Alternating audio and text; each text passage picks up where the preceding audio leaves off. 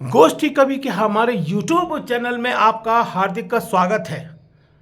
हमारे द्वारा यहां आपको प्रतिदिन अंतर्राष्ट्रीय स्तर के गीतकार, गजलकार, उपन्यासकार, साहित्यकार एवं उनकी पुस्तकों का परिचय निरंतर कराया जा रहा है। इसी क्रम में आज हम आपका परिचय कराने जा रहे हैं ग्वालियर मध्य प्रदेश से आदरणीय यतीन्द्र चतुर्वेदी जी से। यतीन्द्र चतुर्वेदी जी मूलतः ब्रजवासी हैं और 1978 से साहित्य जगत में अपनी सेवाएं दे रहे हैं। आप टीवी धारावाहिक, सीरियल, फिल्मों में भी अपनी अहम भूमिकाएं निभा चुके हैं और हास्य कविता पर आपकी विशेष पकड़ है। तो सुनते हैं आदरणीय यतीन्द्र चतुर्वेदी जी को। नमस्कार, राधे राधे।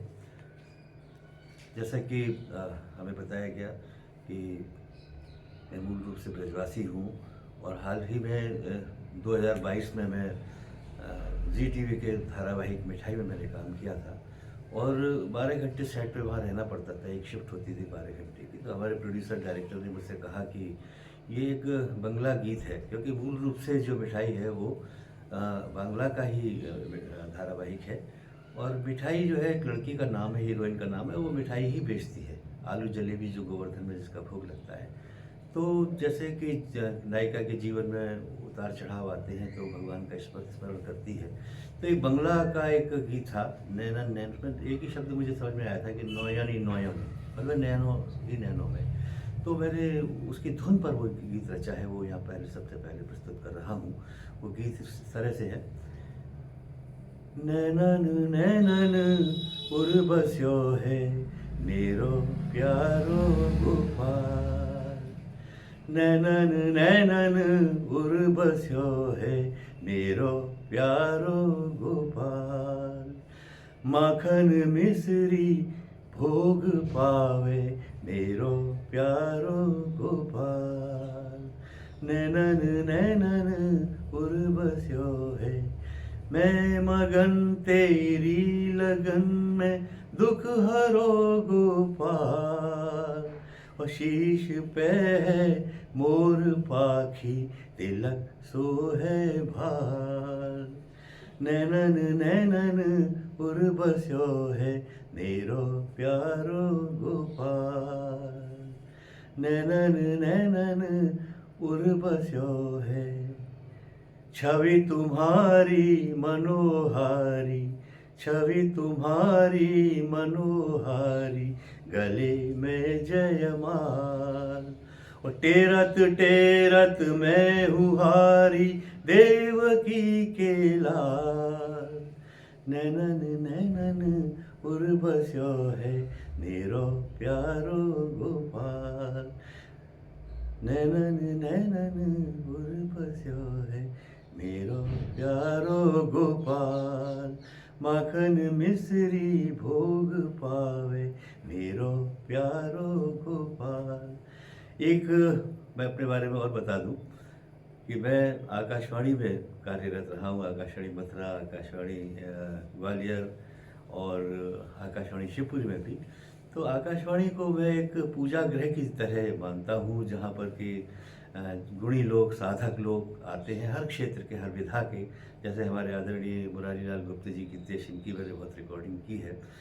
तो जब जैसे पूजा गृह में रखे हुए लोहे की स्थिति होती है, लोहे के टुकड़े की स्थिति होती है कि वो चुंबक के संसर्ग में जब आता है, चुंबक के संसर्ग में, तो कहीं ना कहीं रगड़ खा के उस पर लोहे में भी वो चुंबकत्व मिल जाता है।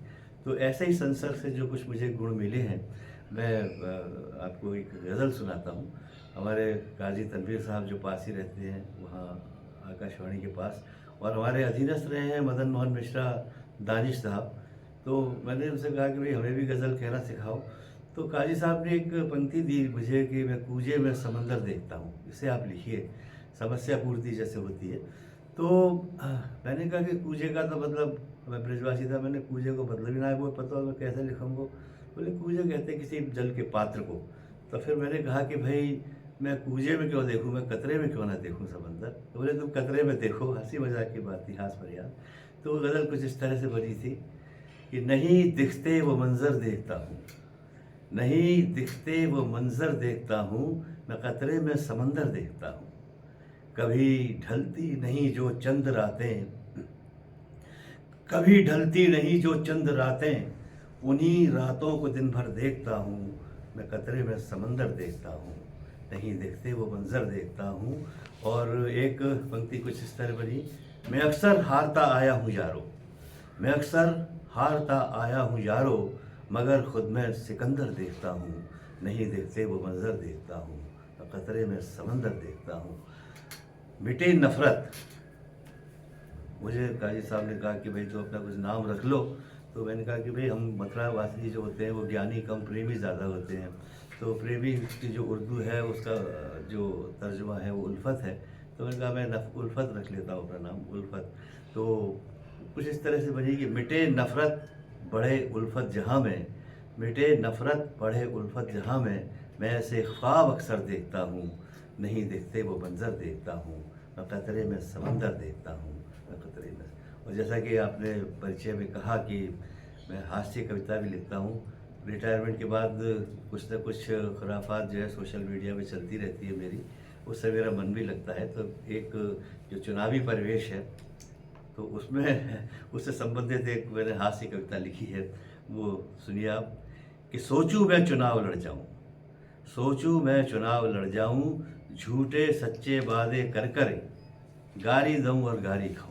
ये ब्रज भाषा में, सोचूं मैं चुनाव लड़ जाऊं, झूठे सच्चे वादे कर कर गारी दूं और गारी खाऊं, चुन के आऊं नोट कमाऊं, माल मलाई जम के खाऊं, सोचूं मैं चुनाव लड़ जाऊं, तेरे पापन को गिनवाऊं, खुद में लीला रास रचाऊं, मंदिर मस्जिद ढोक लगाऊं, बोटन के ले चरण पखारूं, बोटन के ले चरण पखारूं, दीन दलित घर भोजन पाऊं, सोचूं मैं चुनाव लड़ जाऊं, जीत गयो तो संसद जाऊं, हल्ला गुल्ला शोर मचाऊं, फीता काट कचौड़ी खाऊं, दे दे भाषण सवे पकाऊं, कर घोटाले घर भर जाऊं, चौराहे पे पुतला फुकवाऊं, सोचूं मैं चुनाव लड़ जाऊं।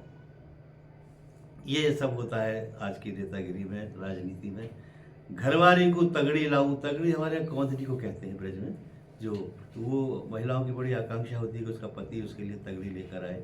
घरवारी को तगड़ी लाऊं, छोरा को ठेका दिब्बाऊं, यारन के संग मौज मनाऊं, जूता चप्पल खूब चलाऊं, टीवी पे बहस करे आऊं, वादे पूरे कभी करूँ ना, बातन ही बातन भरमाऊं, सोचूं मैं चुनाव लड़ जाऊं, देश विदेश सैर करे आऊं, बस अपनी जय जय करवाऊं, भीड़ सभा में खूब जुटाऊं, पब्लिक के पैसा को यारो, पब्लिक के पैसा को यारो, पानी तरिया खूब बहाऊं, राय बताइयो अपनी यारो, कहा मैं भी चुनाव लड़ जाऊं।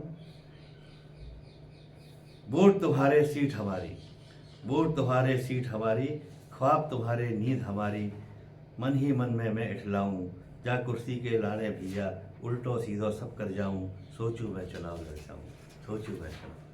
तो यदि आप भी चुनाव लड़ना चाहते हैं तो आज की ये हास्य व्यक्ति की कविता आप अवश्य सुने। और यदि आपने हमारा चैनल सब्सक्राइब नहीं किया है तो आप हमारे चैनल को अवश्य सब्सक्राइब कर लें। नमस्कार, धन्यवाद।